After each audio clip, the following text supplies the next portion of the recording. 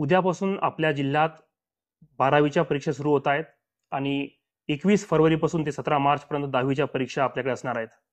या निमित्ताने राज्य बोर्डाच्या नियमानुसार तसेच माननीय मुख्य सचिव मॅडम यांच्या अध्यक्षतेखाली झालेल्या बैठकीत दिलेल्या सूचनेनुसार धुळे जिल्ह्यातही मान्य जिल्हाधिकारी महोदय, SP महोदय आणि शिक्षण विभाग आणि जिल्हा परिषद यांच्या संयुक्त नियोजनाने आपल्याकडे उद्यापासून परीक्षा पारदर्शकपणे पार पाडणार आहेत.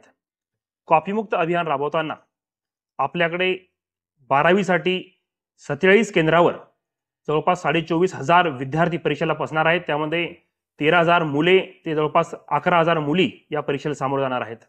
तसेच 10वीसाठी टोटल 27,500पेक्षा जास्त मुलं परीक्षेला पात्र आहेत.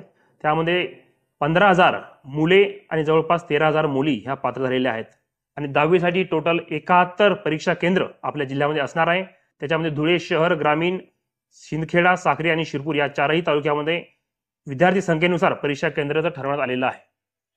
यावर्षी कॉपीमुक्त अभियान याला सफल करण्यासाठी बोर्डाचे नियम तसेच मुख्य सचिव मॅडम यांच्या सूचनेनुसार धुळे जिल्ह्यातही आपण टेक्नॉलॉजीचा वापर करून परीक्षा पार पाडणार आहेत. त्यामध्ये ड्रोन तंत्रज्ञानाचा वापर असेल, तसेच फेशियल रिकग्निशनचा टेक्नॉलॉजी असेल आणि महत्त्वाचं म्हणजे वर्गामध्ये प्रत्येक पर्यवेक्षकाच्या मोबाईल थ्रू आपण एक झूम लिंक जिल्ह्याहून देणार आहे आणि त्याच्या through in camera recording audio video मोडमध्ये आपल्या या परीक्षा पारदर्शक पार पाडणार आहेत.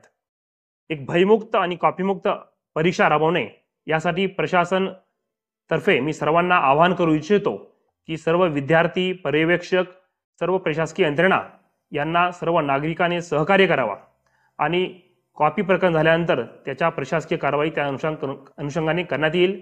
तरी 10वी आणि 12वीच्या परीक्षेला सामोरे जाणाऱ्या विद्यार्थ्यांना मी सर्वांना शुभेच्छा देतो आणि सर्व नागरिकांना पुनश्च एकदा अपील करतो, आवाहन करतो की आपणही कॉपीमुक्त अभियान राबवण्यासाठी सहकार्य करावं. धन्यवाद.